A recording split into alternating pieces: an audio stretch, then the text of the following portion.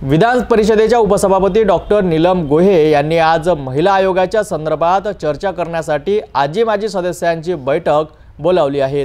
मात्र या बैठकीत विदर्भ आणि मराठवाड्यातील माजी सदस्यांना निमंत्रण न दिल्याने नाराजी व्यक्त होत आहे।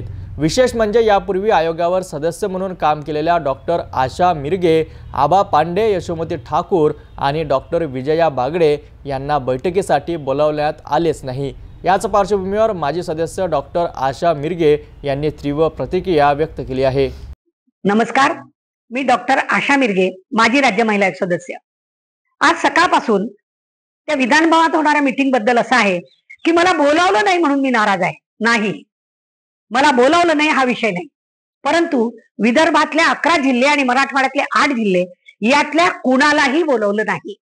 चंद्रपूरची विजया बांगड, नागपूरच्या नीता ठाकरे आणि आभा पांडे या माजी राज्य महिला सदस्य, अमरावतीच्या ज्यांनी महिला बालविकास मंत्री म्हणून कॅबिनेट मंत्री म्हणून काम केलेलं आहे त्या यशोमती ठाकूर, या कोणालाही या मिटिंगला बोलावलेलं नाही, हा माझा आक्षेप आहे। आणि मग माझ्या भावड्या मनाला प्रश्न पडतो की काय मुंबई, नाशिक, पुणे इथेच महिलांवर अत्याचार होतात, विदर्भातल्या महिलांवर अत्याचार होत नाही? आणि काय महिलांवरच्या अत्याचारांची उत्तरं शोधण्याची, धोरणं बनवण्याची समज ही तिकडच्याच समाजसेविकांना आणि राजकारण्यांना आहे, विदर्भातल्या कोणाला नाहीये?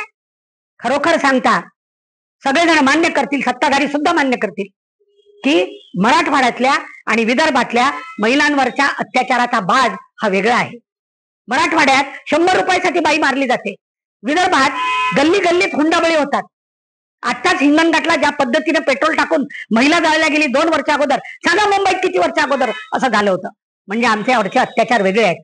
मग आमच्या अत्याचारांची उत्तरं सुद्धा हीच लोक शोधणार?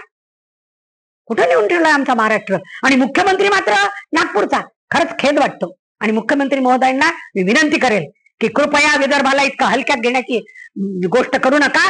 तुम्ही विदर्भ वेगळा झाल्याशिवाय लग्न करणार नव्हते, आम्हीच पाहिलं टीव्हीवर, आणि आता काय करताय?